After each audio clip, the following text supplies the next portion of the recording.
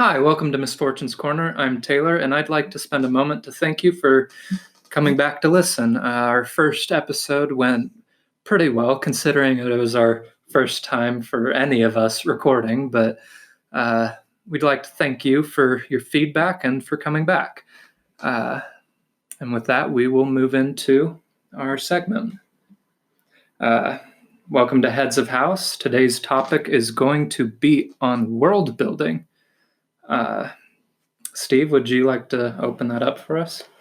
Yeah. So one of the biggest things that I feel like people have struggled with is when they are building maps. I've seen a lot in some of the Facebook groups I'm on. Where do I start? How do I do this?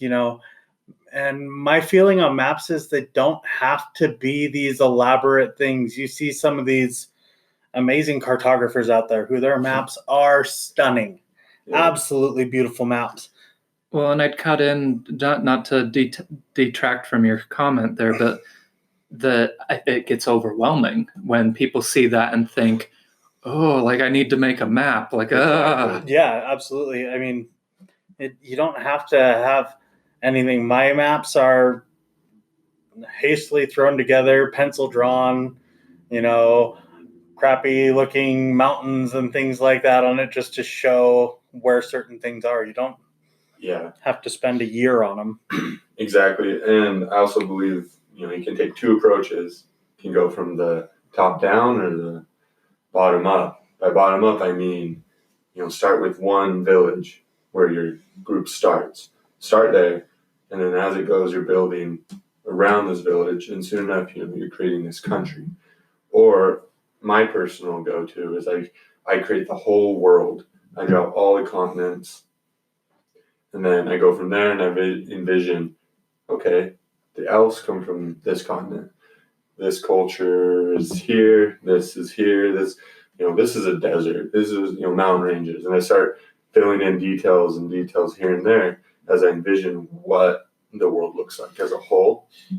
Yeah, and I do, like, Steve's seen some of my maps, and maybe you have. I don't know if you have, but I do exactly that.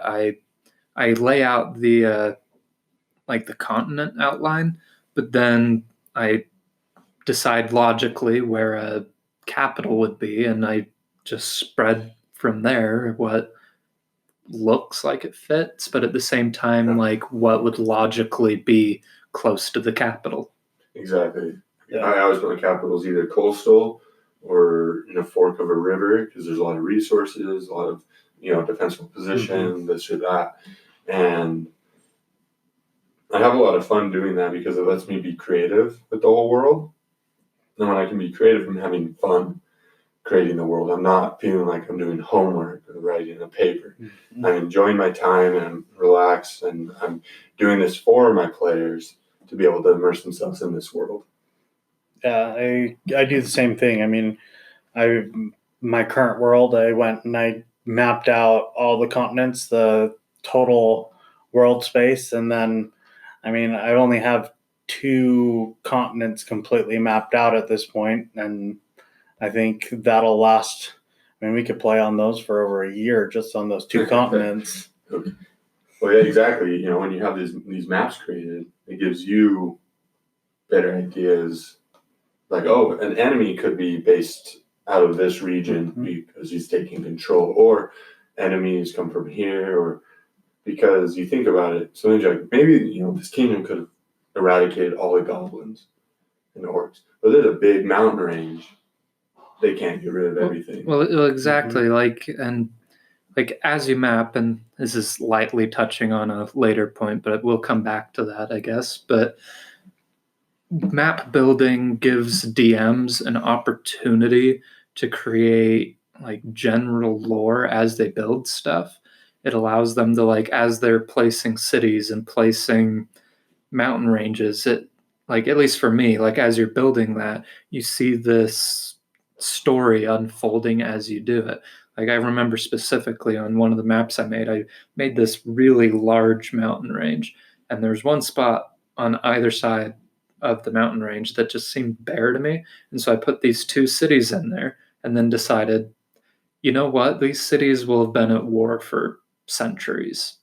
Like, why not? It's location-wise, it seems to make Well, that sense. could be a plot as Yeah, well. and it could lead into a storyline. Exactly. You can tie into everything. I probably a little bit excessive is because I do mine on graph paper and then I make it to scale. Yeah. You know, my world is only a few like, tens of thousands miles shorter than our Earth. I did the math. And then when I zoom in onto a country, I do the math to keep the grids to scale. And so each square is 25, 40 miles. So it helps me plan travel and distances because you have, in medieval times, you had a big city and then you had lots and lots of small villages around them and nearby. And there's always a village within a day's travel of each other village, generally. So that's how I might be a little excessive, but I also enjoy, mapping it out like that. Well, and like on the other end of that, I don't map out distances, but like I build everything in Illustrator. And so like it takes time, it takes all of this effort to lay these effects onto everything and all that. And so I think definitely the more time you spend on the map though, like the more thought processes go into the details on that. But on the other end of it, like even just hand drawing something doesn't take away from like the amount of lore that can go into something because like however you make the map I don't think is overly important. Everyone can make the map how they want to. It's just a matter of technical skill versus time.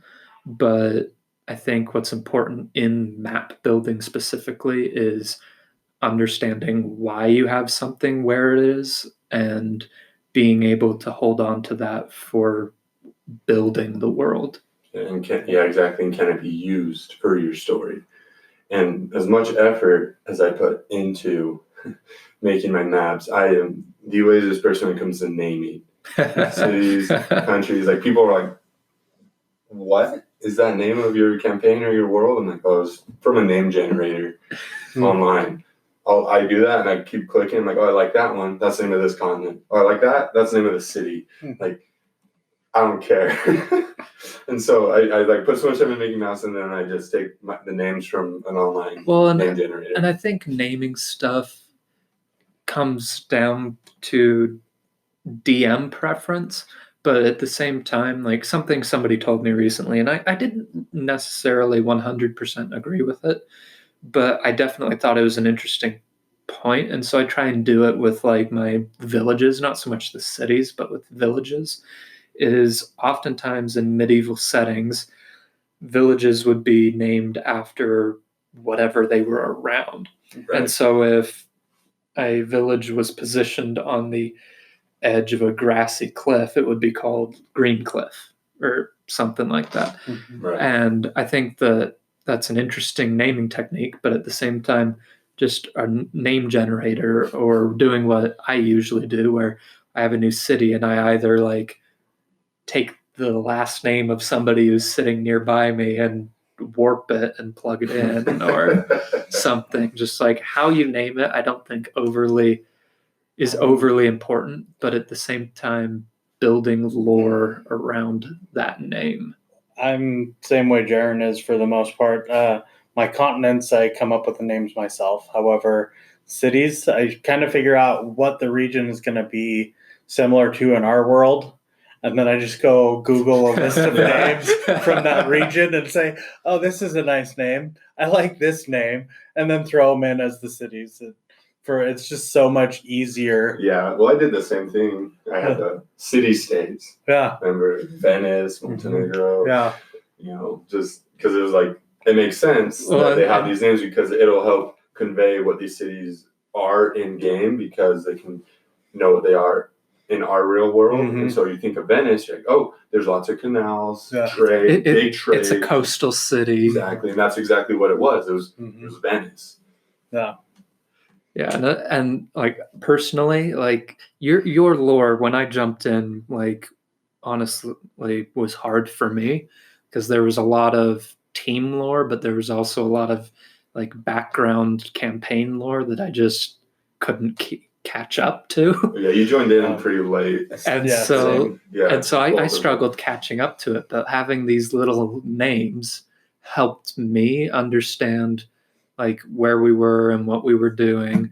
Because if you had named Venice, this coastal city, something like Kagrar or something like that, I'd be like, okay, are we in the mountains? Like, what are we doing? exactly. Where are we? Yeah. Yeah. Well, and then you had the Obsidian Empire, which was, for me, was very visually captivating because you think Obsidian Empire, you think these black mountains and black sand, and Well, yeah, I had a lot of fun creating that empire because the main resource that was warred over was the black gold, and so these black mountains and stuff. So I was like, obsidian is a good reference to the color black, and then an empire. So, and it got the players into it because they'd be like, okay, the governments are bad guys right now because you guys were fighting against the government. Well, and I guess that is everyone good on naming? Okay, I don't want to cut anybody off, but governments, like I think those are a part of the game that often, like from my own experience at least, I feel like a lot of DMs kind of glaze over governments, and the reason for that being players don't usually interact well with set up rules. they don't set up with in-game rules very well, and so I think governments are often one of those things that gets glazed over because DMs get tired of trying to enforce it. They get tired of the contention between the players. So actually, I took that in the 5th edition game I was running recently, and I ran with it. I made a Mageocracy, but a very iron-fisted Mageocracy. For our players, or for any new players or DMs, a Mageocracy is a government that's entirely run and built by a group of mages. Yeah. I guess it's kind of like a magical oligarchy, which is ruled by few. Yeah, and so it was run by wizards, right? So therefore, the Mageocracy, but they created an environment where if you were anything arcane besides a wizard, you were thrown in jail or executed for practicing magic. If you were divine, you were fine, right? And so if you're playing a warlock or sorcerer, sorts, you kind of have to hide your magic unless they catch on to you.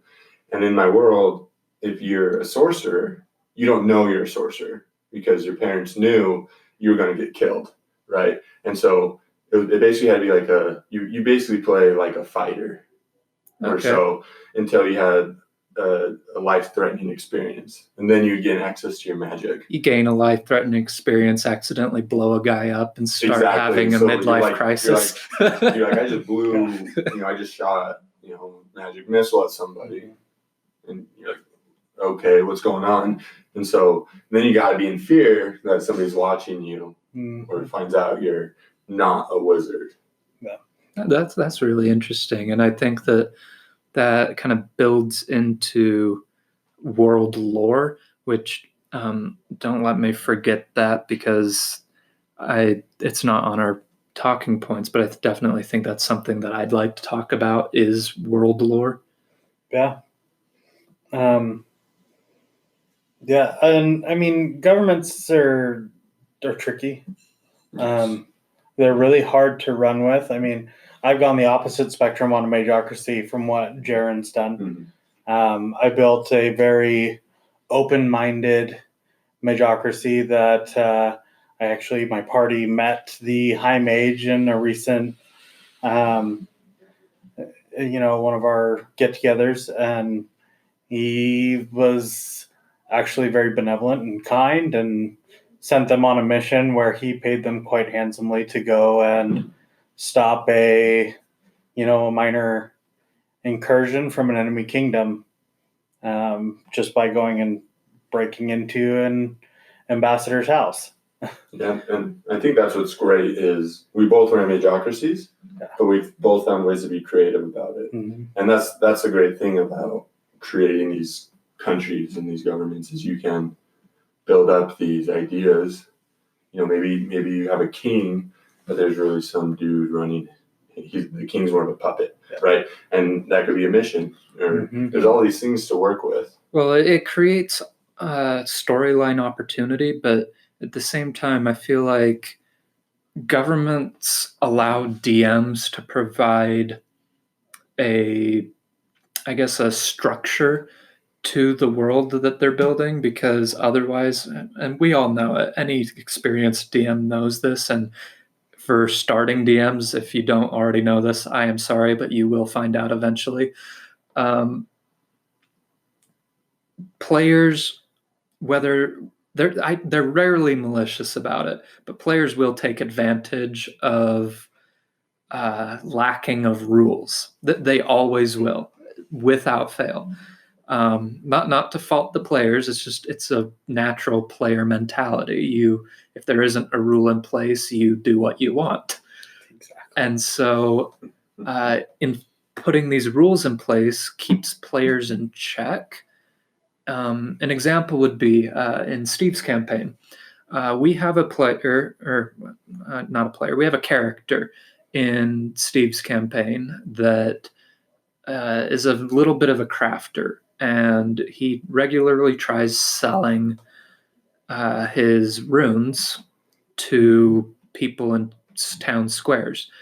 And from a DM perspective, that creates an issue, because if one player is continually making these things that doesn't really cost them anything to make, and they're selling them continually, it creates a gold imbalance in the party, and which then creates a power vacuum, and just it spirals from there to several other points. But it creates a problem. And Steve, I thought, responded in a really clever way, but he used the government to do it. And his response was that you needed a license to sell. And in order to have a license, you had to be a citizen of the city you were in. And so the player couldn't sell his wares. And I'm like, okay, it's not necessarily that a DM is out to shut a player down, but they're there to provide structure. They're there to provide a fair, equal experience to the rest of the party. Well, that, and on top of that, say, you're going around pickpocketing a lot. There's a chance somebody's going to come after you. The City Watch could see you, or somebody reports you to the City Watch, gives them your description, what you look like, everything. So, it gives that structure, and it gives those rules that you have to follow when you're in a city. Well, like in another example, and both of you are already going to benefit from this unless you perform another character change. Steve here, for our up-and-coming campaign for Misfortune's Corner, has been through, 6 characters? He cannot decide on one, so hopefully he keeps the current one, but we'll see. I'm pretty set on Jarkel, I think. Yeah. I just got invited into the campaign. They're accepted. And we're excited to see you there. So. I just made a character as well. But both of you will benefit from this, because I think both of you chose slaving backgrounds. Yes. And there is literally, and I'm not kidding, there's literally one hotspot of slavery in the entire multiverse I'm creating. And the government system for this continent, I'm honestly really excited for. I might put an entire arc on this continent, because I am so excited for it. It's not to detract, but this is basically a desert continent divided into, I think, 3 segments, and then a capital. And each segment is ruled over by warlords. And so it's a warlord-based government with a head warlord that's in charge of maintaining the peace. I love when backstories help. Oh can yeah. tie into Well, the DM's moment you world guys so are like, much. I want to do slave. When Steve came to me, he's like, I want to do a slavery background. I was like, okay, like, okay. And so I went in and I looked at my maps, and I'm like, where would slavery exist? Because I don't know. And I picked that continent and was like, you know what, this really works for that, and I'm gonna roll with that. And so And then I came up and was like, I'm an escaped slave as well. Steve and I are traveling together now. and it allowed me to build that government structure. And so I guess another point on governments is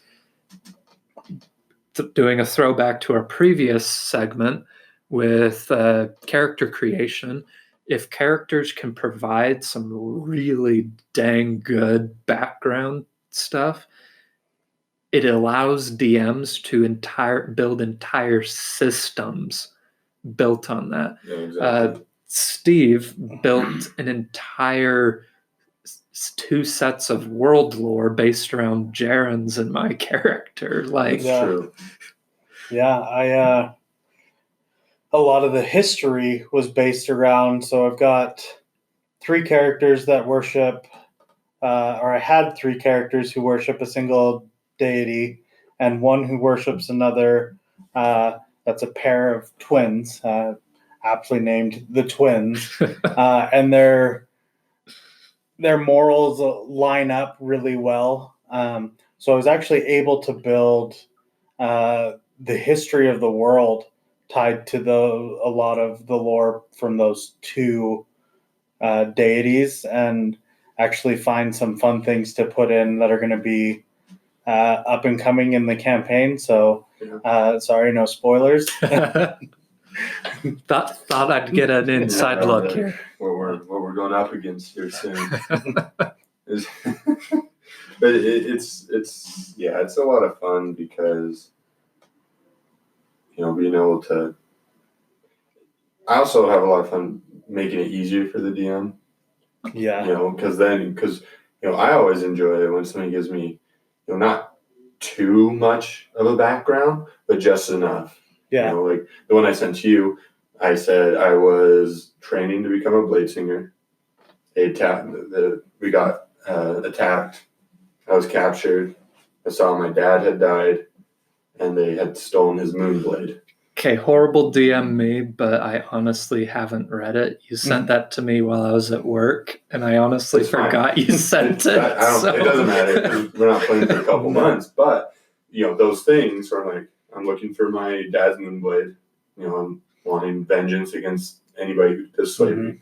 Really simple. Well, and throwing stuff like that in, it's not extraordinarily detailed, which I guess is something we maybe didn't talk about with character creation, but players never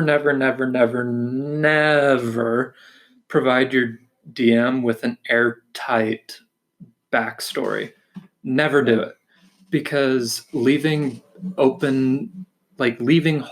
in your backstory allows DMs to take that backstory and turn it into something. Yeah. So which is why Jaren has left me open-ended stuff so I can do stuff with it. When I joined Jaren's campaign, I had a storyline, but I left things pretty open-ended, and so he could have done something with that.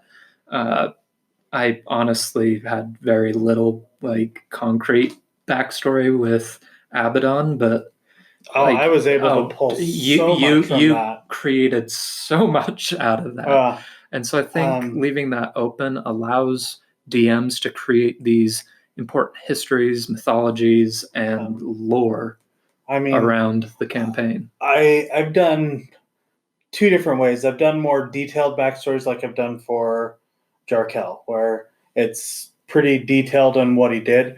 Or I've done what I did for Azrael in Jaren's campaign, said, okay, he was part of this Worshippers of Talos.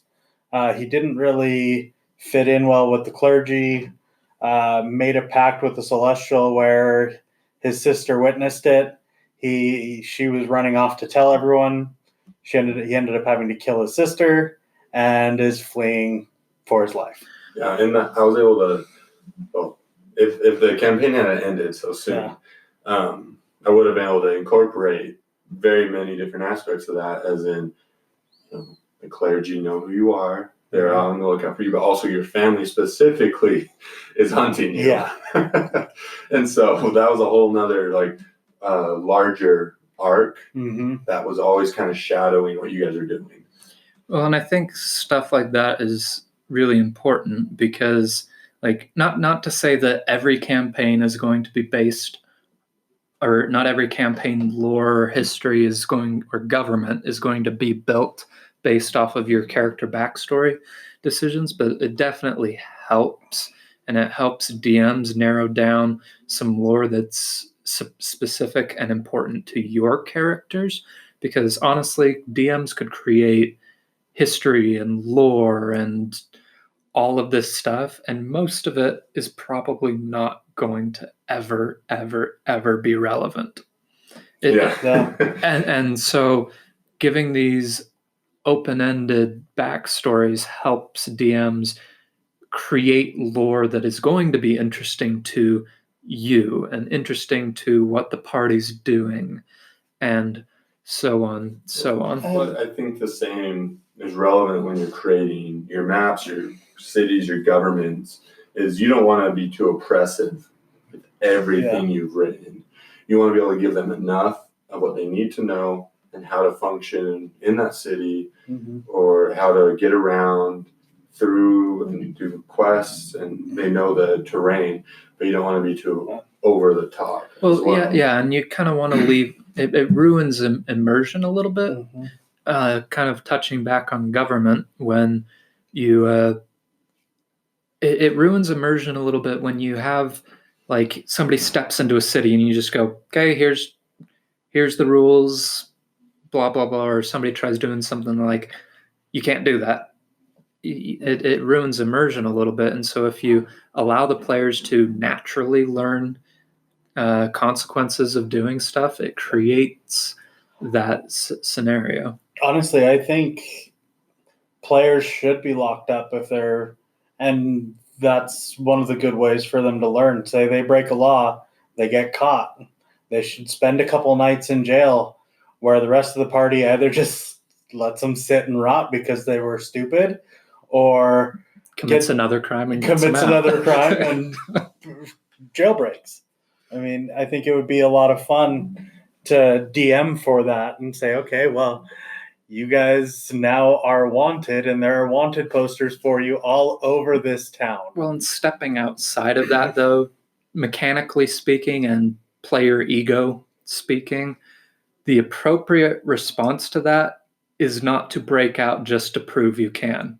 Yeah. I mean, if your character legitimately would do it, and I am not advocating my character would do it, don't ever say that to your DM.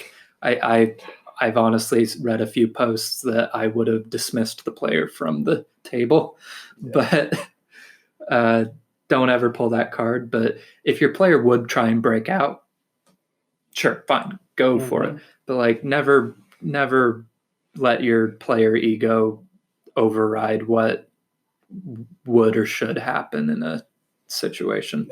I think you were about to say something. Yeah. World lore, or I guess creation lore. I'm not sure which of us put this point on here, but do either of you remember? It might have been me.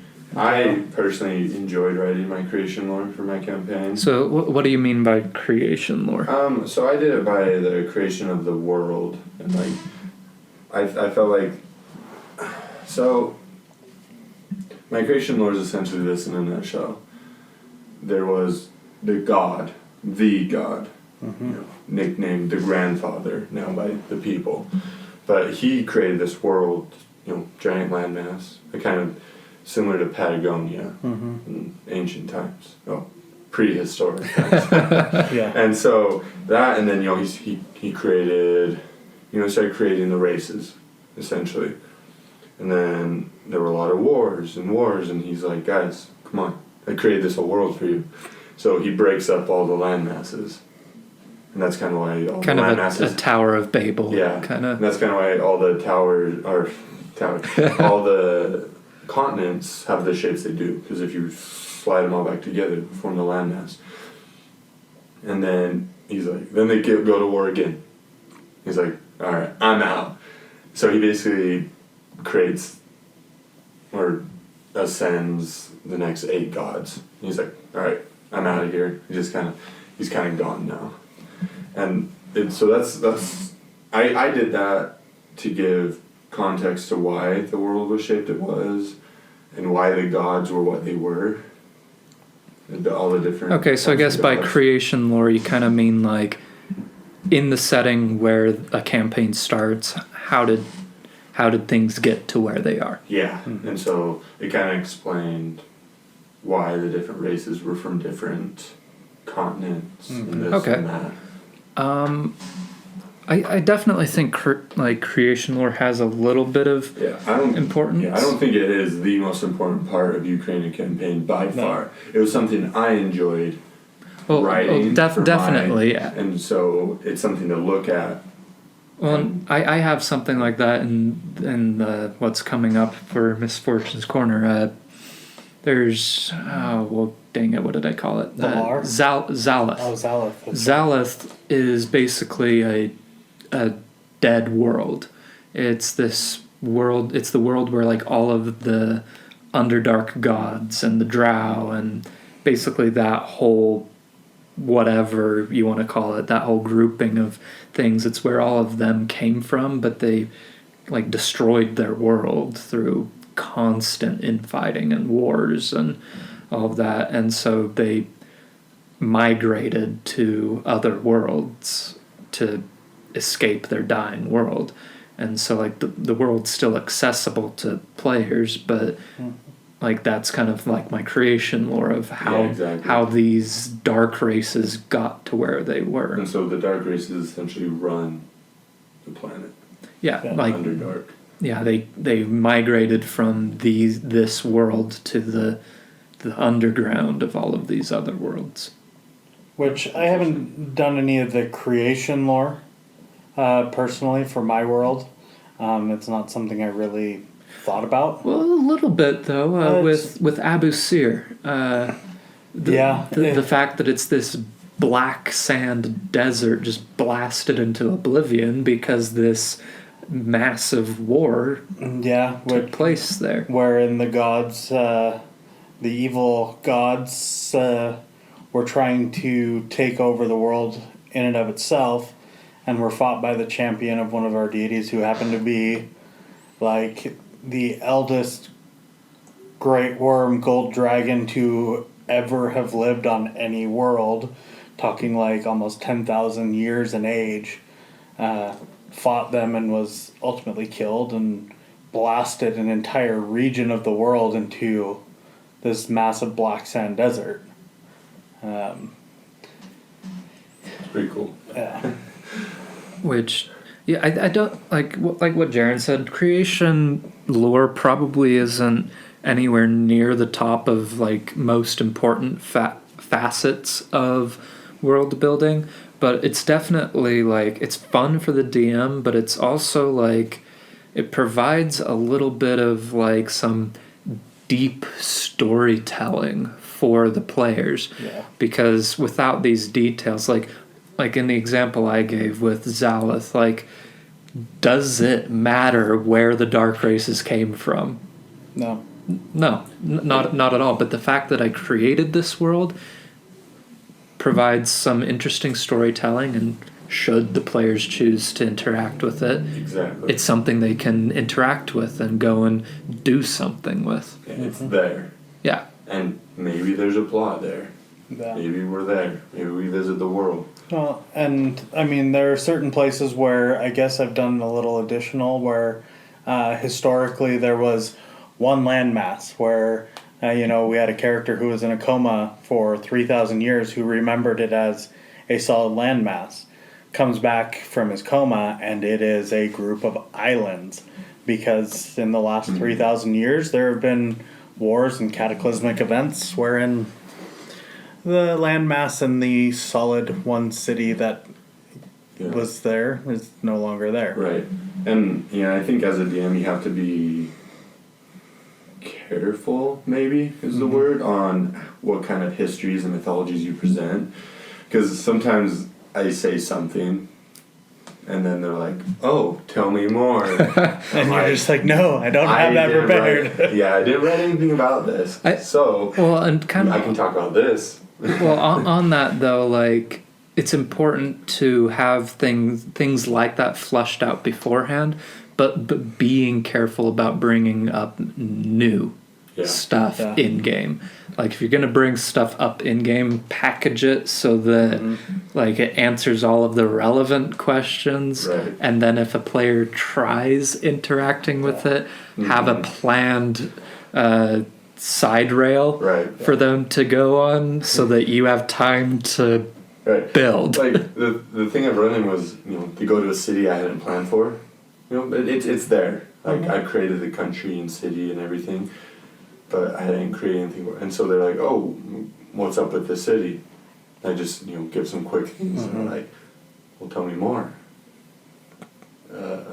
I can't, and it sucks. But sometimes you just get in those situations where you have to either you're not quick enough to improv it. Well, and breaking immersion a little bit on it, like, as a player, I would much rather have a DM tell me, like, "Hey, I actually don't have this flushed out, but if you want to see more of this, I can," rather than a DM basically half-ass their way through an explanation.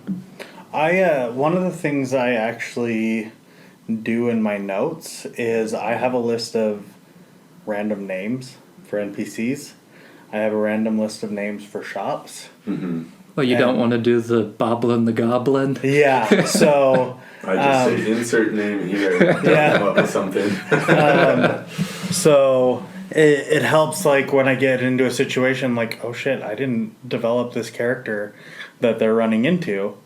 So then I say, okay, well, it's this is Joe Jones, like, from my list, Yeah, those lists are actually very handy to have, and there's so many that have been created. You can download them online for free, or just taking a leaf out of your book, just having a name generator up, and just anytime somebody's like, "What's your name?" Click.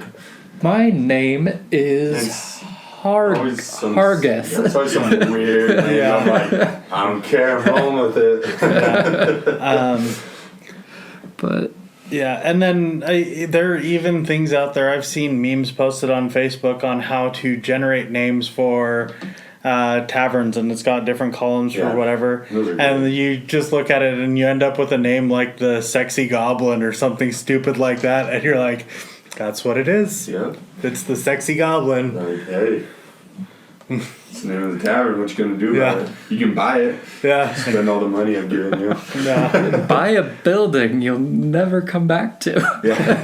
Some passive income. It'll just give you income which you will never be able to collect. They'll just pay for a courier to bring it to me. It costs everything you made.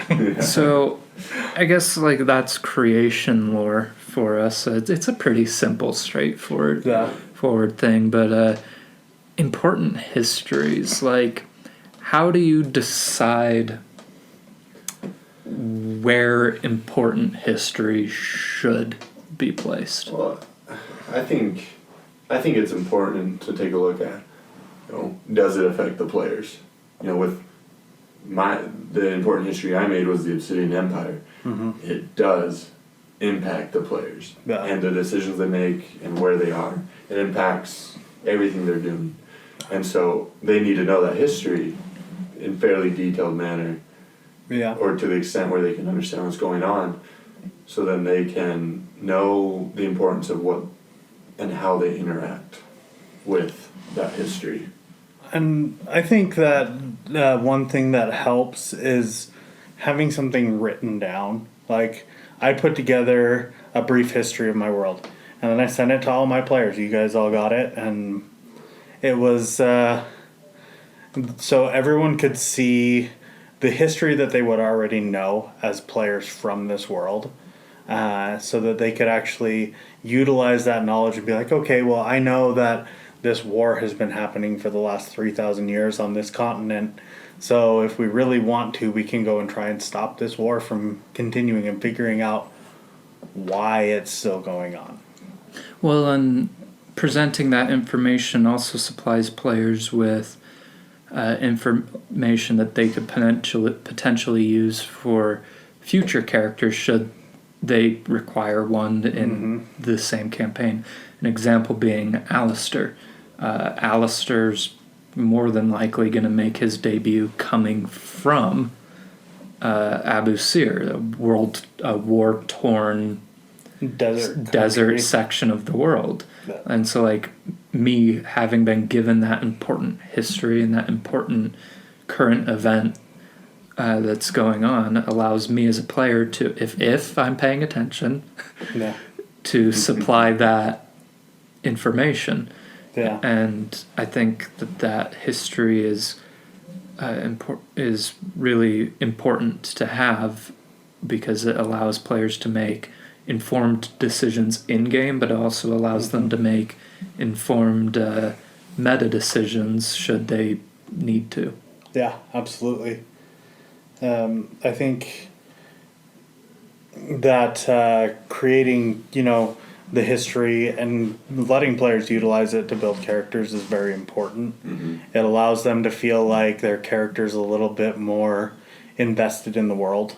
They aren't just there. Yeah. They actually have a role and a function in the world. Like my wife's character, for instance. She's a druid from the smallest continent on the map, and she literally has no idea what her backstory is. She has never created anything.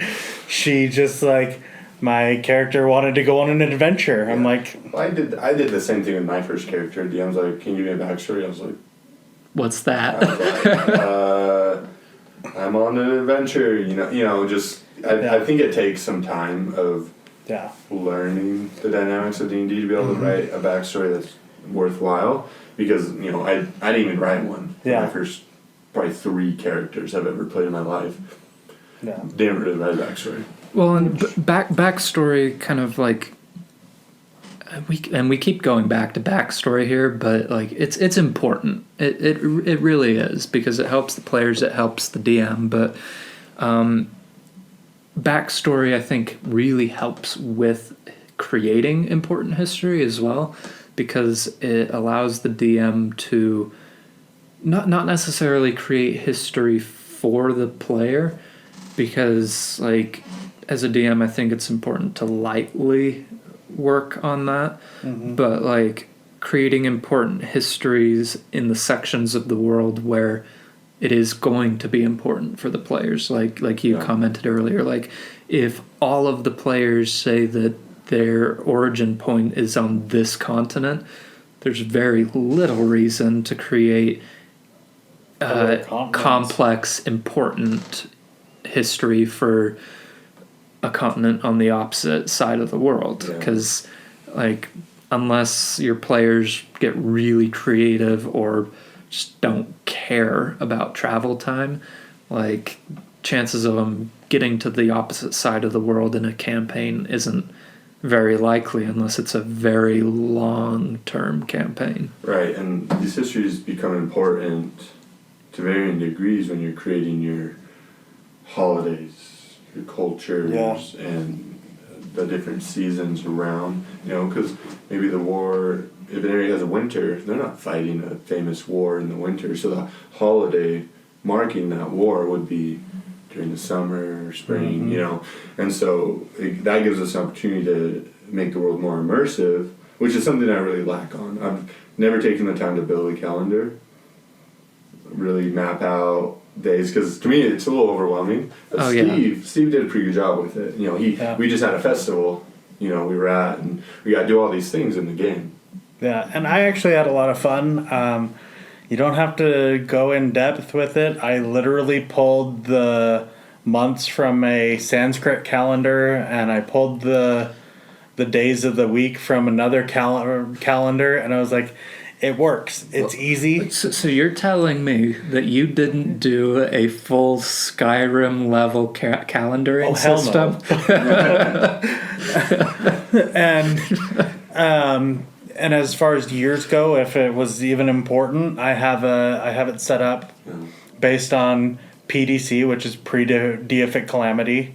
So, and then you guys are ADC, which is after deific calamity. So it makes it easy, and we know we're at 3,005 years from the time it happened based on Abaddon's coma.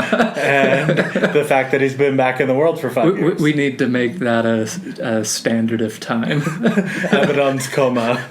Based on AC timing. Yeah. It's a little similar to something else I know. Yeah. But, and holidays, I mean, I built out, I think I have 7 or 8 different holidays, and I just tried to space them out fairly regularly throughout the year. And then certain areas will have their own special holidays that they celebrate. But that's only if you're in that place at that time. Well, exactly. If you're a new DM doing this, you say, "Oh, fall festival." Yeah. You know, you have a harvest festival. Yep. You know, they have a lot of festivals around these types of events. Well, around the important times of the year. Summer solstice, winter solstice, and I changed the seasons to be tied to the kind of the agricultural.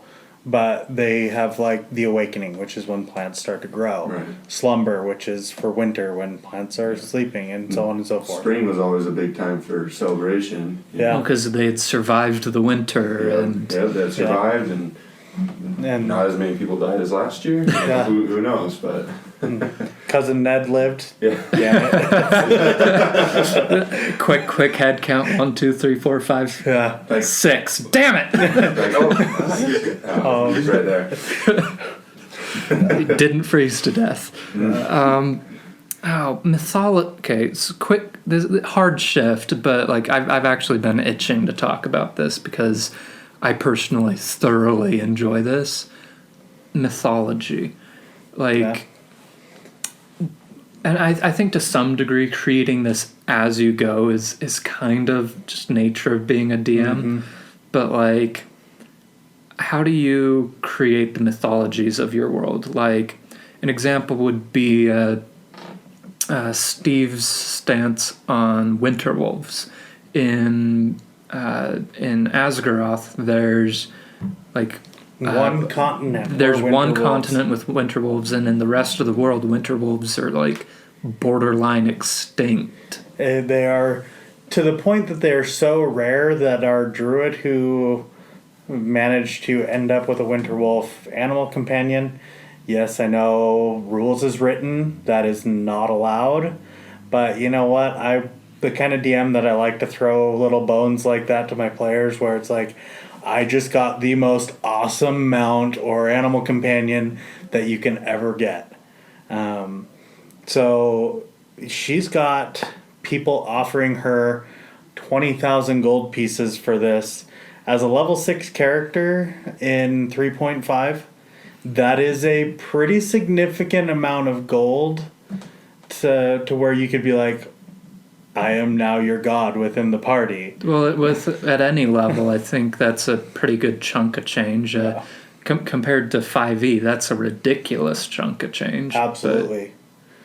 But like stuff like that, where it's not necessarily like myth and legend in the world, but it's still part of like the mythology and the history of the world. Is these aren't really here. Or on my end with the like an example would be, I created this section of the world where they have these massive gates, just like beyond belief, massive gates. Like, for those of you who have seen it, think like the wall from Game of Thrones, but imagine that there's 2 of these with like 50 miles between them. Like, these massive walls, and nobody knows why they're there. Nobody has a clue. But the way the gates are built, they seem like they were built to keep something out. And so, like, you create these mythologies around your worlds and around your maps, and it adds an extra layer of flavor. But again, it's another hook. Maybe you have a particularly ballsy hunter-ish character who's like, ooh, I like the sound of this creature of the night that a certain town has, and they decide to go out into the forest to hunt the creature of the night. And so creating these mythologies as you go, but also like maybe having some overarching world mythologies, because I think there are some monsters even in the monster manual that as a DM you have to create mythology for, like the Tarrasque. The Tarrasque, I think, is one that you always have to create some lore for. Not that you might not ever... Yeah. Well, even if you never end up using it, I think you kind of have to create some lore for it so that you as a DM know where this thing is and you know like what it's doing. That way it's not just an out of the blue, like, suddenly this landscape's getting terrorized by the Tarrasque, and it's like, where was it? Really? In the middle of civilization. It's like, really? It just suddenly appeared and nobody knew it was coming. Well, and certain monsters, it's really interesting to actually dive into the lore. So like Krakens in 5e are ridiculous. I love them. Even dragons. Dragons are a blast if you actually go in and read about dragons, read about their societies, read about the lore around dragons. It's super interesting. Like one of the things that you wouldn't know unless you actually did a deep dive, gold dragons. They have a hierarchy within gold dragons wherein the most powerful of the great worm gold dragons is actually essentially a king among the gold dragons and rules them for a space of 100 years. They meet again and decide if that dragon should continue to be the leader or if somebody else should be stepped up to fill that role. Well, and then, like, in 3.5, like, silver dragons. Silver dragons are, for me at least, they're my favorite of the dragons. But, like, they're social, not between the dragons themselves, but silver dragons' social nature is incredibly fascinating. The fact that silver dragons much prefer socializing with the mortal races than they do with their own kind. Like the fact that a silver dragon will literally spend decades in a civilization interacting and living a life there, and then just out of the blue will decide to go back home. It is fascinating to me that they're capable of living these dual lives and making it seem natural. Yeah, and I find that interesting about a lot of dragons. I mean, it's not just to silver. You've got copper dragons who build these business empires. You have bronze dragons who enjoy polymorphing into small creatures and just watching bands of adventurers do their thing. Well, and the fact that all of them have these complicated social tendencies, but they're all unique and distinct. Like silver dragons are they're not necessarily frivolous, but they're highly social. Yes. And then you've got like the copper where they build, or it was bronze. I think that build the empires. Copper dragons. The coppers that build these empires, and maybe they're not particularly social, but they live among mortals, and then just suddenly they get bored with it and they're gone. Yeah. It's like, and it's fascinating using existing mythology, but building that mythology into your own world mythology, I think is incredibly important, but also incredibly rewarding for a DM to do, because not only does it make a DM get really excited about something in the world, like if a player gets close to interacting with something that you've spent mythology time on, it's like, okay, come on, do it. Like, I want to see this. But then on the player end, it's like the moment you tap into that mythology, it's mind-blowing because like you don't see behind the curtain, but this whole new facet of the world gets opened up, and it's just like exciting, and you're drowning in the best way possible in this flood of information. And is it too soon to mention drowning, Jared? Yes, having a negative strength score and falling into water is wonderful. Not even armor on, wonderful. And I'm drowning. In a recent session, Jaren's character almost drowned in a arena battle. Self-inflicted. Yeah, Self-inflicted. I jumped into the water to escape dying from a barbarian about to smash his head. Yeah, so I jump off, and then I'm like, oh, wait, I shouldn't be in the water. I'm a deck space character. Yeah. At least you weren't like a water... a bad race for water, I guess. Yeah. There are a handful, and 3.5 specifically, that like if you touch water, you're dead. Yeah, you sink like a stone. Like Asherati, they're basically like sand dwellers, and they soak water up like a sponge, and they can't swim. Oh, I didn't really hear them. Interesting. They're fun, but moving back on. Even with those dragons, because you can silver, all those dragons, gold, bronze, copper, you can utilize them as NPCs. Yep. Through your campaign. I've done it. I know Steve's doing it right now in his campaign with us. Like we just don't know that. I am so like as a player, I am so hypercritical of like every NPC that seems like semi-important, because I'm like, okay, are they a bad guy or are they a good guy? Like I really don't want to lash out because I really don't like what he's doing, but is it a dragon? We don't know. Am I going to screw myself over? You're like, don't metagame. Yeah. You're like, oh, no. I have mentioned that you guys currently have met like 5. 4 dragons that are in human form, and they're all 4 different types of dragons.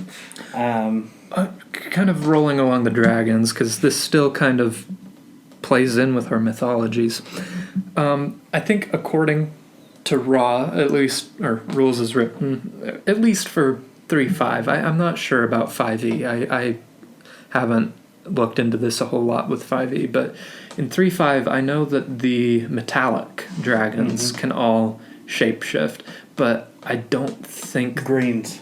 Greens can, because they're kind of the tricky. Yes. Not the clients, not the clever and sly like black, but they're kind of more tricky of the chromatics. They but tend towards wizardry. Greens are arcane practitioners for the most part, and they tend to polymorph to be able to enact massive schemes. So I guess my question on mythology, custom mythology, would be, like, and I do this because I feel like it adds good flavor, but like, what are your guys' stance on all dragons being able to form shift? I think if it makes sense, they're basically the most powerful beings in most worlds. Well, they're kind of like the bridge between magic and material. Yeah, I don't see why they wouldn't have the ability to cast what is polymorph, a 3rd level spell? Like 2nd 4th or 5th. Yeah, it's not a very high level spell, but if you look at it, even say young dragons all have like 14 hit dice, so it's like that's the equivalent of a 14th level character. So at 14th level, you're casting 6th level spells? 7th level spells? I mean, it makes sense that they would be able to cast that spell with their innate magical abilities. And I think it just adds these fun flavors, because you have these metallics that are wandering around more or less doing good in the world in one way or another. But it would also make sense to me that you have these evil dragons wandering the world, assisting nefarious purposes, and I think running their with role. that, though, there are certain dragons who I don't know that they would do that just based on their the way the dragon is, their nature. Their nature. Say black dragons, I don't see them actually doing that. They're ambush hunters. I would see them doing a lot like what they do in their lore, where they hide in a swamp and wait for a group of adventurers to come by and just wreck them by surprise. I can't see the chromatics interacting with society as much as the metallics, but I can definitely see like a black dragon who is normally found in swamps or ruins or like stereotypic Underdark. Like they're not like rules as written there, but they get thrown into the Underdark a lot. Which kind of bothers me because there are actually specific dragons for the Underdark. But yeah, I can see them maybe not interacting with society, but I can see a black dragon pulling the clever trick of pretending to be like an adventurer that's stuck in the swamp and like trying to get out, and so the party helps him, and the dragon then takes advantage of their willingness to help. Yeah. So my most recent experience with the dragon is just a kind of a crazy story that I want to share. Is in the campaign, the other group I play with, my dad's group, this group's been going on for 15, 16 years, right? Crazy, right? Yeah. They play once a month. And the campaign we're in right now has been going on for years now. We're 17th level, and a few levels back, when we were too weak to fight this, was it the ancient great worm? It's the biggest size you can. The great worm dragon. Great worm, red dragon. That's a tough battle. As much as we hate bards in 3.5, our bard was able to convince this dragon to not kill us. And we basically shifted the focus, like, wow, this whole kingdom is talking smack on you. Yeah. So what does he do? He went in and just destroyed this whole country. And so by the time he came to the city we were high enough level, and we actually fought him and killed him. But he destroyed half of an empire. And we're like... It's like, you don't want to kill us. These guys are talking crap about you. What we told him was like... Alignment shift, please. We're like, I think people have forgotten about you. Yeah. Like, they're more saying that you were just some weak dragon that got killed and all these things. And he's like, oh, okay. For a red dragon is like... Pride. How dare you? No, exactly. And so we went and just tore through these big cities. That is a hilarious story. We're basically down in some underground city fighting demons and devils. Yeah. And then we teleport to a city. Like, oh, so what's going on? They're like, dude, there's this red dragon destroying everything. We're like, oh, he actually came. They're like, we forgot about that. Oh, snap. And so we fought him and killed him, but he had cloned himself. So we found the new body. He fought him, killed him, but he cloned himself again. So we're trying to find the original body now. But again, like, it's sorry to just. Oh well, no. I think that's important. Like, it's building off of just the idea, and we kind of did go on a bit of a dragon tangent. Yeah. But, utilize them. Yes. In your games. That's kind of what we're getting. It's called Dungeons and Dragons. Yeah. Use both of them. Yeah. Use them. It gives you way more flexibility as a DM because, I think I mentioned this last time, but my gold dragon disguised as a gnome, traveling merchant, he basically, you paid him 100 gold, you had a chance at a loot box, like from video games. You rolled a percentage die. More than likely, you were going to get just mundane items, but you had like a 1% chance to get a potential magical item. Which my character did. 2 or 3 people in the group. I got a ring of fire immunity or something. I was a little mad at the rolls that day, but... Well, you just have bad luck with players rolling really well on your charts. Like, I do. One of your charts created Briggs, the freaking Goliath dragon shaman that couldn't get hit because of his freaking like 42 AC so that whole could hit on touch every time. I kind of hated one of your freaking charts where my character lost the ability to speak 3 additional languages because of a stupid die roll. So these magic item is from one of the deities that basically invested himself in the party's lives since the beginning of the campaign. And anytime you were new to the campaign, or a new player, new character, these 2 dice would appear, 2d6 essentially. You could choose to roll them or not, but they never left your sight. They were always there. So everyone ends up rolling them, of course. It's annoying having them constantly described as being there. And so it's 2 through 12 you can roll. So 2 through 6 are negative effects. 7 is a semi-neutral effect, and then the rest are positive. And it can be a free feat, a free ability score, a free point in a skill. So nothing crazy. But if you rolled a 7, you got a magical weapon. But it was bonded to you, and you could not use anything else. But it was a good magical weapon. You just couldn't use anything else.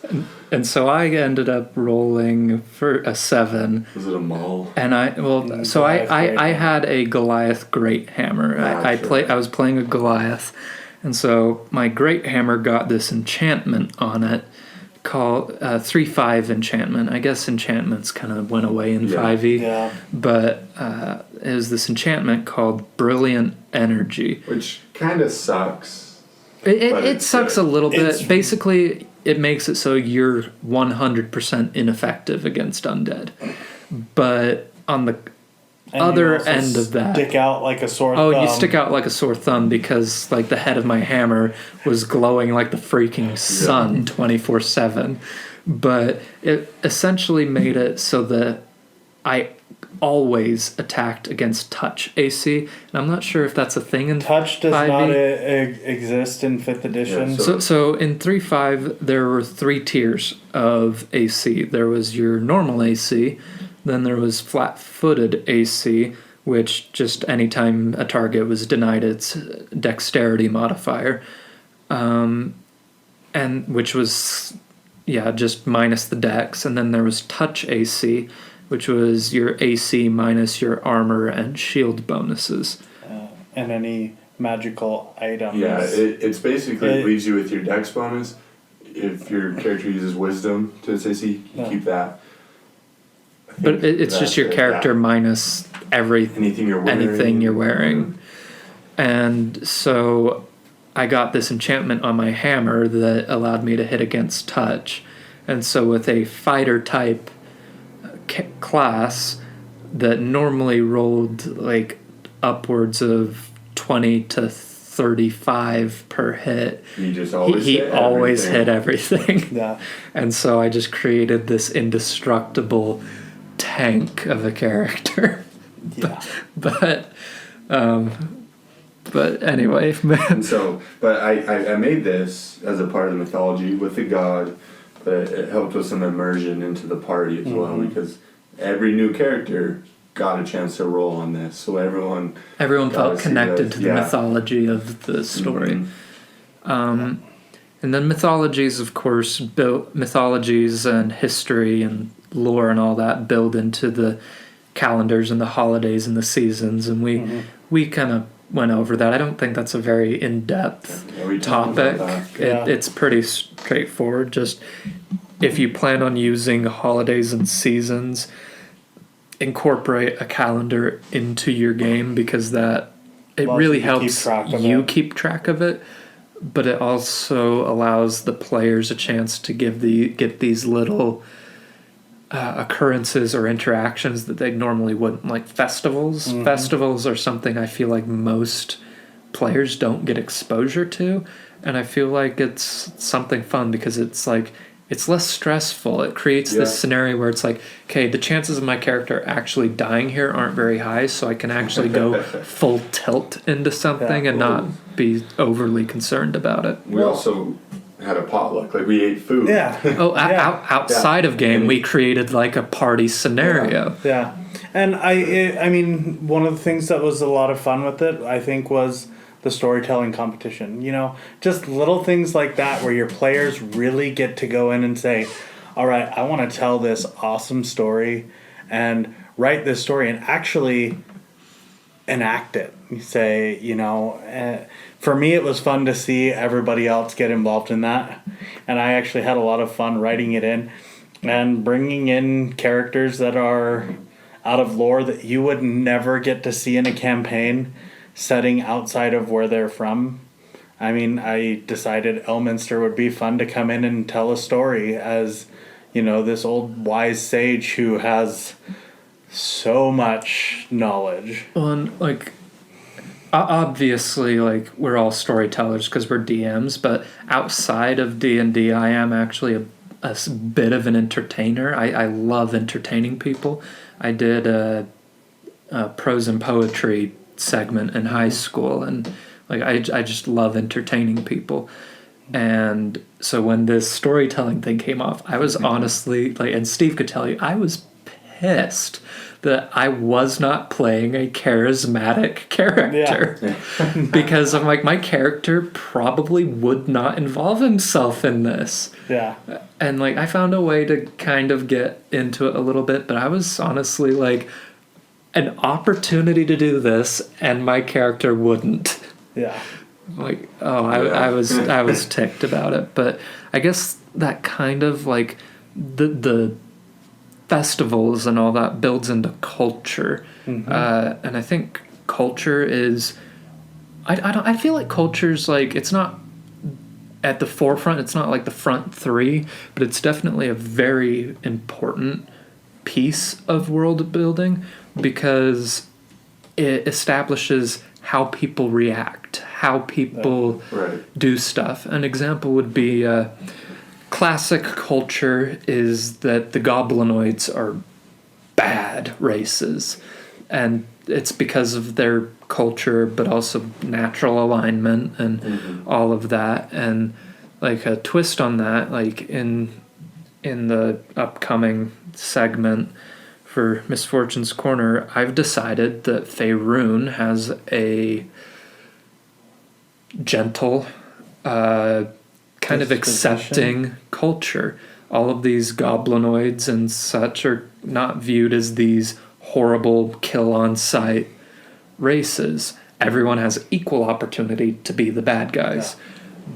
But then, of course, there's a few races that are still like, yeah, these are bad. Yeah. Don't go there. Goblins are, I don't know. To me, you guys experienced my goblins where they were actually like same level as you were. Well, they were intelligent enough to form realistic battle strategy. Yes, and they had their paladins or their clerics and their wizards and more. They had levels of classes as well as societies and. Well, and I think that's definitely a culture point because, like, the ability to engage in these social classes and create these regimented plans and set up stuff, it's part of culture. You don't just do it. Your culture teaches you these things. You don't think of when you're an 8th level character, you're going to fight some goblins. You know, you're fighting some beefy goblins. Yeah. Well, and then that's something that I've done. I actually took one of our canon goblins from Jaren's campaign, who we all absolutely love and adore. God, Lord of Flight. Yeah, he was one of the a captain in the goblin army who escaped death every single time they fought. We kicked off of a freaking mountain and still he survived somehow. Briggs freaking like jumped up and like Reinhardt power slammed him and just. So he had a cloak that would let him fly, and so he was nicknamed Goblor, the Lord of Flight, and he became a reoccurring villain. Yeah, and is somebody that everybody loved. And I think that's an important culture thing too, because culture extends not only in world building, but it also extends out onto the table. Yeah, everyone around the table. Everyone loved Gobbler, even though like we were trying to kill him constantly. He'd like pop up and it would be like, everyone's like, "It's Gobbler, get him!" Like we love it, and like it creates this table culture as well, where people are excited to see this NPC, whether it's a bad NPC or a good NPC. They're excited to see him, or like the entire party groans when they see him. Like you haven't had the opportunity to see him, and Jaron, I am so very, very sorry, but you're going to see him. But I have a character in my current campaign that the players have come up against a couple of times and have nearly killed half the party every time. This singular figure. Nice. Oben. I'm sure you've heard his name float around, but like this guy like shows up, and every time I describe him, like you can feel the table like leaning forward, like because they recognize the descriptions. They recognize the descriptions, and they're like, "Is it him? Is it him?" And the moment they like they get one particular detail, somebody's like, "It's Oben," and then everyone's like, "Weapons out! We're this time we're doing it. We're taking him down." And like it creates this table culture, and I think that as a DM, that is something incredibly hard to create. It is table culture, and I think if you can establish a culture there, like it amplifies your game. And I know that isn't necessarily the point we were talking about, but I think it's something important to talk about. Is the culture in game, the what's happening, why people respond how they do, how they interact with stuff, but also establishing culture connection with the players. And I guess a bridge for that would be, I have a DM, and he ran, and it was just like a one-off thing. Most of the party wasn't able to make it, so we kind of just did this one-off thing. Right. But he ran this scenario, and I've kind of built up the scenario, so I actually have semi-distributed this very same scenario to a couple different people, and people seem to love it. But I call it the Goblin Camp. And Goblin Camp culture, I personally love. I love interacting with it because it's a hierarchy culture in its basest form. The strong are in charge. Yep. And so if you want something in this culture, you make a display of power. Right. Okay. And so I played in this setting, I played a changeling. So, of course, getting into the camp was not an issue. But I literally got to go into a camp and push people around pretending to be a hobgoblin. And, like, my character loved it, and I loved it because I'm like, I can assert some dominance here and, like... Mm-hmm. I think situations like that are great, where we have a changeling in our current party that I DM for, and he was able to turn into an orc and go in and impersonate one of the orcs and feed false information about the party coming to the orc encampment, to where the party was able to pretty well ambush the enemy group. Well, and he took advantage of that, like the orcish culture, where they're not necessarily the smartest individuals on the block, and so he could literally just come in and feed them something, and they're like, okay, we go smash. Yeah, and it gave the player the opportunity to immerse himself a little bit. Think outside of the box. Exactly, be creative and do something for the party. And it actually let him utilize his character to what it should be. I mean, you're a changeling rogue. You should be able to change in, feed false information. Infiltration at that point should be your bread and butter. Yeah. And I mean, it let him, when combat came up in the city, he was right next to the big bad guy behind him. Bad guy didn't know who he was, so all of a sudden he's getting sneak attack as he stabs this dude right in the back. Speaking of baddies, NPCs. This is a fun topic. Yes, it is something that I very I do not do that well with. Like besides Goblor, Yeah. I probably have like zero real good NPCs. I feel like Gobbler was like kind of a party collaboration, just for like yeah, it wasn't even me really making it. It kind of came about. It's something I actually like. I don't know. I don't like taking the time to roll up stats. Mm-hmm. If I can't get it from the book, which is one of the reasons I really like 5th edition. yeah, They have all the stats very readily available, a little bit easier to use than 3.5. yeah, And so that makes it a little bit easier for me as a DM because it's not my favorite thing to do. Well, and NPCs though, and I think we can all agree on this, is that most beloved NPCs are not planned. no, That's true. Most Yeah. most NPCs that the party just latches onto are things that you literally just threw in there because the party triggered something that required a character to be there. Goblor was probably a planned enemy, but the character grew out of this situation. For me, Oben, he was a planned NPC, so that was its own thing. But another character would be, in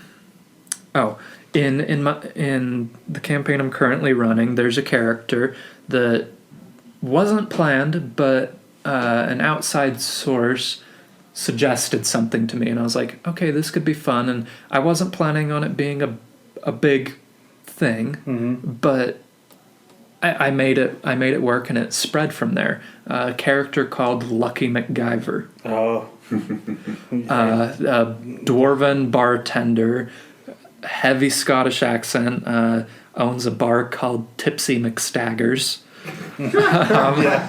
Which I'm pretty sure is an actual bar somewhere. I got that one off the internet, but It could be. but the characters love him. They love interacting with him. Maybe not as much as I like playing him, but like they love interacting with him. But then you've got Steve's favorite NPCs, Yuno and Yuki. I will kill them before this campaign is over. These changeling rogue twins, who honestly I just needed a stand-in NPC, something to get the players from point A to point B, a really short point A to point B, and somehow a year and a half later they are still in the campaign. Yeah. Well, you mention somebody sometimes, and then the party fixates on them. Yeah. You see the memes of it all the time, but it can happen, and you're like, okay, here comes the improv because this wasn't planned. Well, I created a bartender who she was just supposed to be there for if somebody wanted to go have a drink. One of the characters has latched onto her a little bit. Our rogue actually really likes this. The one in Briggsburg? No, this is Celine, the bartender that Sigurd was introduced to. Okay. Yeah. She's written in as just a very beautiful bartender who runs a high-end establishment. But, a couple of players kind of have a fixation for her. So now I've gone and in the background built actually lore around her and a character in case she comes up in the future, which I really hope she will because she's become one of my new favorite potential allies for the group. And so I think most often though, like in that instance, the building that happens on NPCs is as a result of players really liking a character. Honestly, I didn't think that my support characters in End of Days would get as much attention as they do. Balak and all of them. Selenia, Aberdolf. I don't think any of them would have gotten the same attention from me Whereas if they hadn't I absolutely interacted with them. love Selenia. I think He is so fun to the play. quirky, just Insane whack asylum. job, like. But every time I walk in and I'm like, "Hey, Selenia, I need something." What can I do for you? And I just die laughing because he's sitting over there screaming at rocks, and you're like, but I had a player I was playing with. He was playing a warlock, but he was crazy. He kind of had the same idea, like crazy personality. Like he was on the boat, and his character's super stressed out, so he has a bucket of potatoes. He like takes them all out, counts them, puts them back in, and then takes them out one by one again, and one by one puts them back in, and kept doing it just because his character was stressed, you know. And so it's those quirks. I think quirks make NPCs. It's the quirks. I'm actually excited to see how your character, Jaren, handles this next little arc where you're going to be on the water after his near drowning. Even with a background as a fisherman, I don't know how that worked out. You just have to throw the net in the water. Well, and I think quirks are extremely important to NPCs because they make them feel real, they make them feel relatable, and I think it's easy to develop player character quirks. Like, it really is. Like, for example, Alistair. Alistair has a thing about like filth and dirt, and so he's always immaculate. Like if he got shoved into a mud puddle, he would honestly like take the time to remedy that before doing anything else that day. That's what I liked about my paladin I was playing in Steve's campaign. Is it wasn't so much of a quirk as it was kind of like things kind of went over his head. Yeah. It was like he was all the authority. Well, and speaking of Roran, I mean, there will always be a memory tied to the enemy that killed him. Everyone will always remember Silius Blackwood because he's the one who put everyone's favorite pally in the ground. And So all he wanted to do was do good for the party. And one of the things people. I've been able to do based on that is now that we have the character who plays Roran's cousin is a cleric.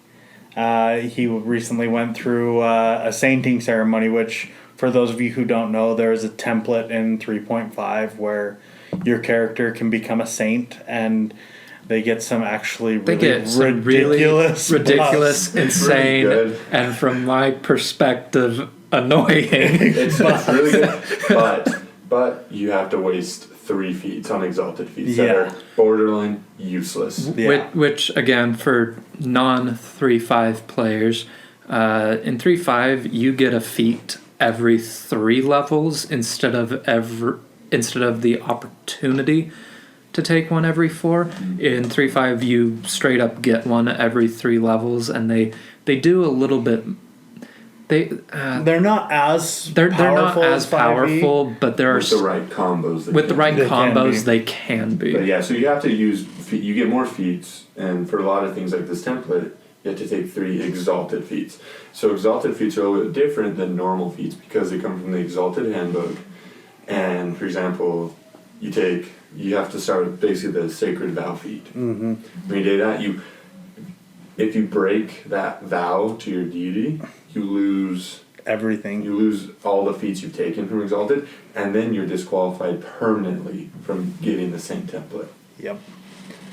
And so, once you're a saint, if you do anything against what your deity would have you do, you're done. You lose all your power. Sigurd and Alistair are gonna have a ball. Oh, it's gonna be fun to watch.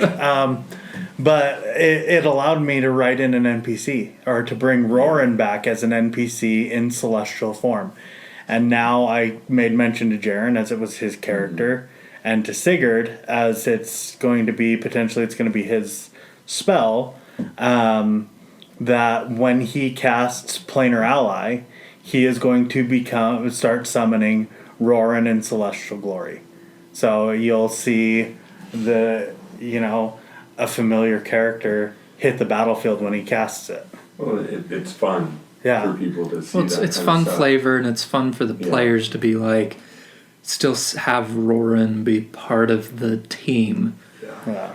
And I think with what we've talked about this whole time, all of what we've been talking about, is to create a sense of immersion for the party when you're DM. Well, I think that's like the most important part of world building, though, is this going to be immersive?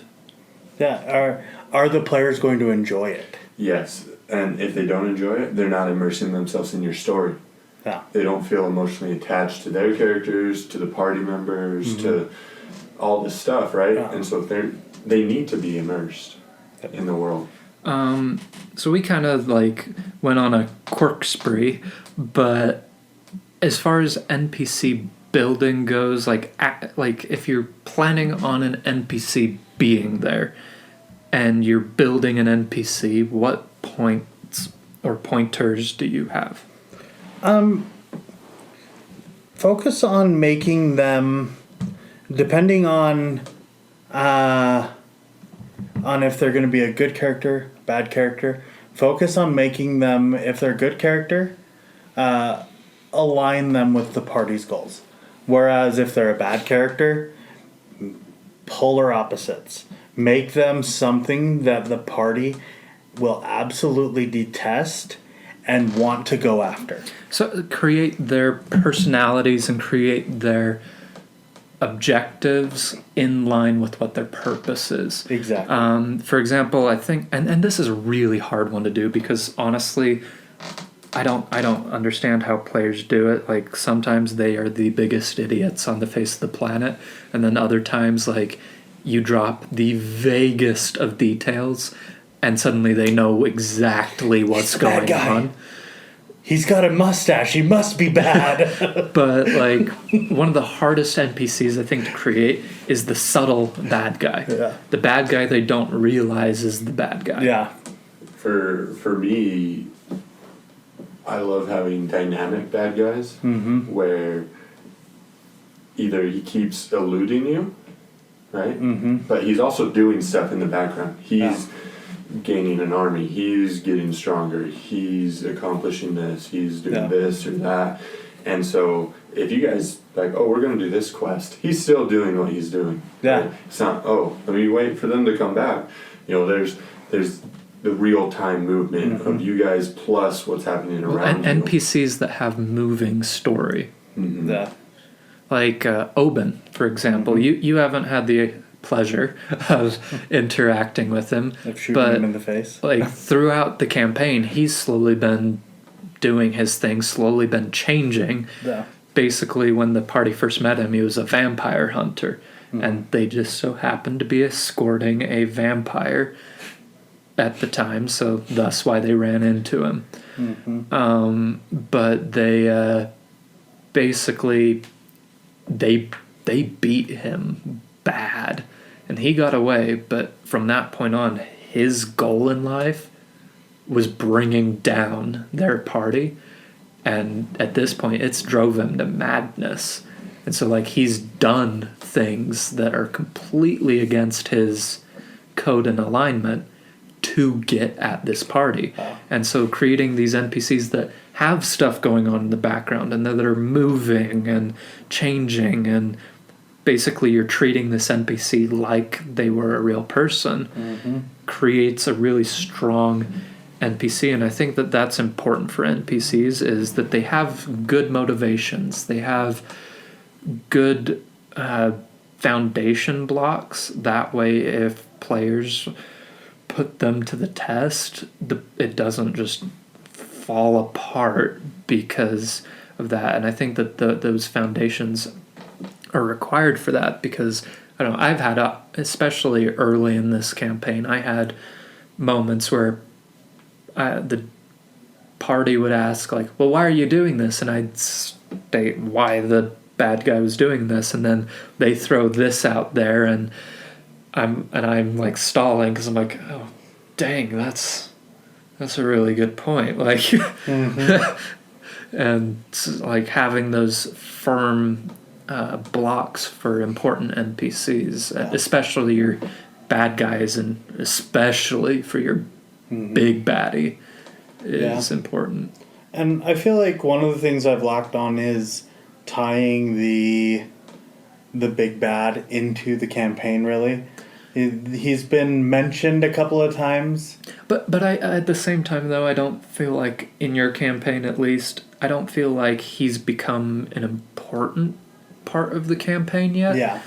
And I think we're building up to that, but it hasn't hit the point where it's like, this is important, we need to take care of this. Yeah. And so I think, at least in that regard, that's fine. It's not a necessary NPC to have that solid foundation on quite yet. But then you have other characters where it's like, if you don't have that foundation right off the get-go, it's like things are struggling from there. So, if you were to sum up all this in a few sentences of advice, what would you say? So world building in a nutshell. As far as I'm concerned, make your world something that you can be proud of, and make it so that it's something that your players are excited to come to the next session and want to be a part of. Honestly, I have to agree with that, like 100%, or more than 100 if you can even if you can even swing that number. I'm not a mathematician, but thank you.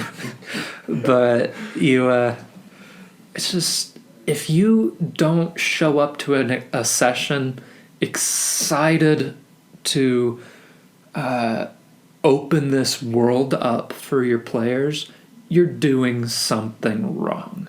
Yeah. And if your players show up and just aren't interested in what you're giving them, either they need to find a new campaign or you're doing something wrong. Now, if majority of the party's having a great time, then it's it's their problem. Yeah. But like, you as a DM should show up excited to share what you have. And I guess another point of mine is just, when you're world building, create something that is you.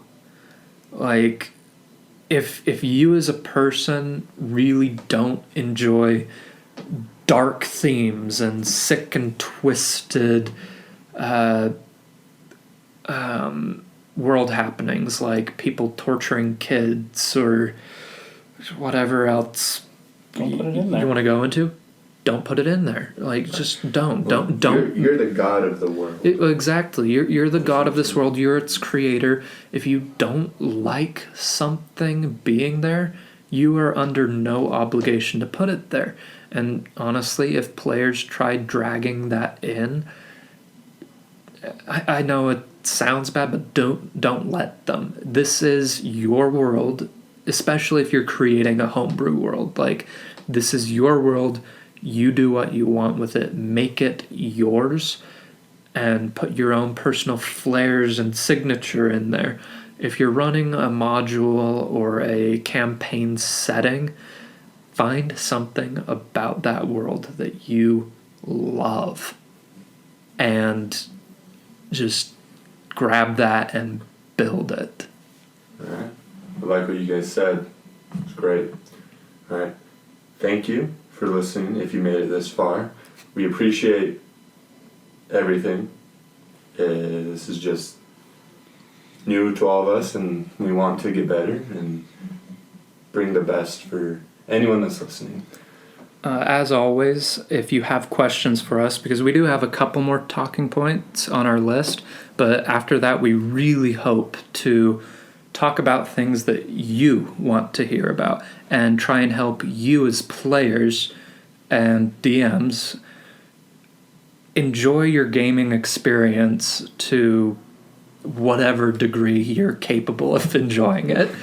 But so please send us questions, send us discussion topics, even down to the degree where if there's like a setting you want us to test play, like, send us stuff and we'll see what we can do. We might not be willing to get to it, but we'll see what we can do. Please drop those questions at our Facebook page. You can find us at Misfortune's Corner on Facebook. You can find us on Twitter and Instagram at Misforcord. That's capital M-I-S, capital... wait, I messed that up. Capital M-I-S-F-O-R, capital C-O-R, all one word. As well as YouTube. As well as YouTube. We are on YouTube, and you can also now listen to us on Spotify, Anchor, Breaker, as well as a good handful of other podcasting services. So please drop us some questions, some comments, some reviews. We'd love to hear it. Thank you so much for listening. This has been Heads of House, Episode 2. We hope to talk to you again.